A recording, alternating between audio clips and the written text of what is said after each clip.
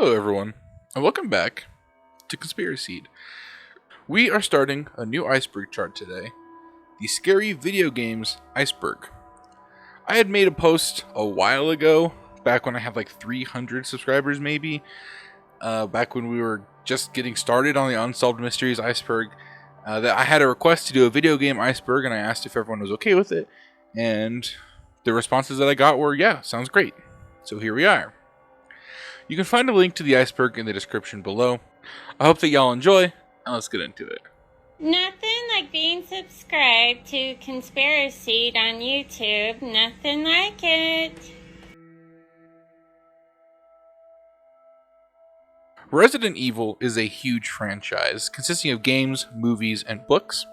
It revolves around the company called the Umbrella Corp, an international pharmaceutical company that also secretly develops mutagenic viruses to further their bioorganic weapons research. The company's viruses can transform humans into zombies while also mutating plants and animals into horrific monstrosities. The company uses its resources to effectively control Raccoon City, which is the fictional American city that this game takes place in.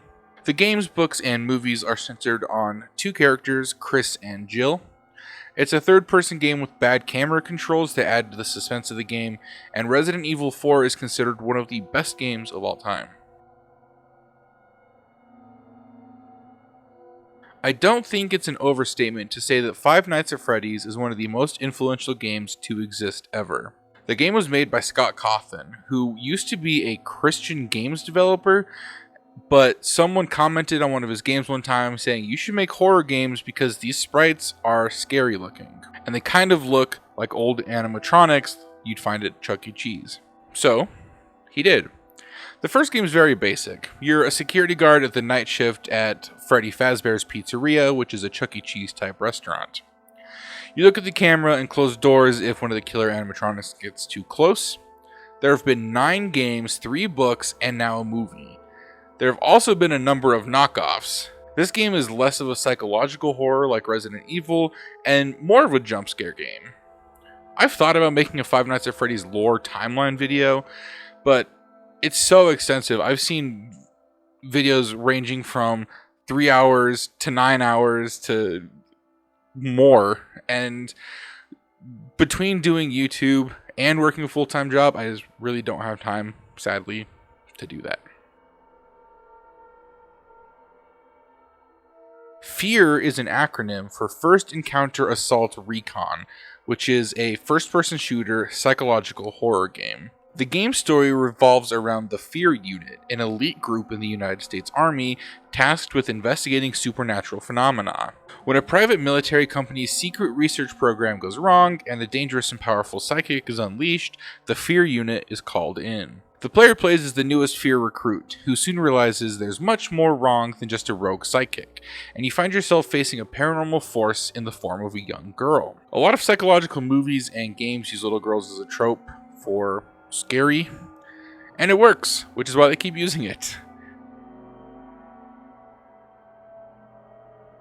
Clock Tower is a survival horror point-and-click adventure game created by Hifumi Kono. There are a total of 4 games in the series: Clock Tower 1995, Clock Tower 1996, Clock Tower 2, and Clock Tower 3. The inspiration for the first game came from Italian director Dario Argento, a horror film director, specifically his film Phenomena. Phenomena is a film about an American girl at a remote Swiss boarding school who discovers that she has psychic powers that allow her to communicate with insects and uses them to pursue a serial killer who is butchering young women at and around the school. The first game in Clock Tower follows the player character, a young woman named Jennifer Simpson, who is searching for a way out of a mansion in Norway while evading the Scissorman. The game itself is kind of hard because it's an old point-and-click game and it's a little goofy. JonTron actually has a bit in one of his videos, I think, made a video on this game. Baldi's Basics in Education and Learning, or just Baldi's Basics for short, is a parody horror game. The location is a school and the player must locate 7 notebooks, which consist of math problems, without being caught by the antagonist, Baldi. The game is a satirical parody of 1990s educational games and is a survival horror style game where you have to survive the horror elements. Silent Hill has 8 main games, as well as 2 remakes, 9 spin-off games, and 6 canceled games. Silent Hill is also a survival horror game using a mix of jump scares and psychological horror. If you remember PT at all, stands for Playable Teaser, the teaser was for a new Silent Hill game that never came out. The game doesn't have an overarching story between the games really, but each game is kind of standalone. In a way, you could compare it to Outlast, which oddly enough is not on this list or Iceberg at all. Condemned is a first-person psychological thriller with both survival horror and action elements. The game tells the story of Ethan Thomas, an agent with the FBI Special Crime Unit. It takes place in the fictional city of Metro, where there has been a surge in both serial killings and assaults. Ethan Thomas is sure that the surge in both killings and assaults are related. He hunts a killer by the name Matchmaker, and is himself framed for murder and pursued by his former FBI colleagues. Aesthetically, the game is influenced by films such as Silence of the Lambs and Seven. Amnesia is a survival horror game that PewDiePie actually played a lot in his early days. In the game, you're controlling a character in a castle and you have to avoid dangers and solve puzzles to escape. The main character has both health and a sanity indicator. Your character is afraid of the dark, and the sanity is reduced if you're in the dark for too long, which will cause you to see unsettling events. If a monster sees you, it'll chase you until you can break its line of sight. The game requires you to go back and forth for puzzles, navigating both mazes and monsters. Corpse Party is a 2D survival horror adventure game based on the anime style and produced in Japan. The plot revolves around a group of Japanese high school students celebrating their school's cultural festival. The group starts telling ghost stories when a sudden earthquake rocks the school and transports them to a run-down version of the school they were just in. This school is haunted by the ghosts of people who've been trapped here.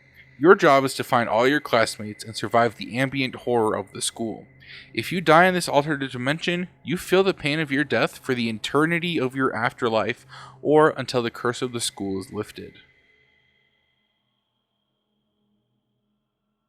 This is the only game on this tier that I haven't heard of, played, or seen gameplay of. Shadow Man is a ritualistic murder type game and sometimes referred to as a 3D Metroidvania type of game. It starts out in 1888 with Jack the Ripper, who is upset at the fact that his ritualistic murders have not unlocked a mystical power that he believes to exist. He's prepared to perform the ritual on himself at the cost of his life. A man named Legion appears and tells him that the power he seeks does exist and offers to share the power with him if he constructs an insane asylum for killers. Jack then kills himself. Now in the present day, a man named Michael Leroy becomes the Shadow Man, a lineage of voodoo warriors who protect the world of the living. Michael has to find dark souls and eventually makes his way to the asylum that Jack made.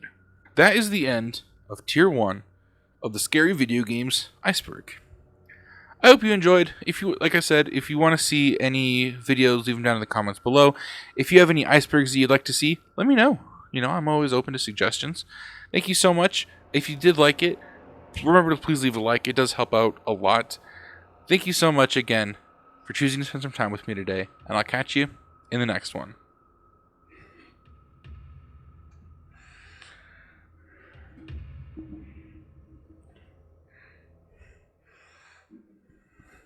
You're okay, Lily.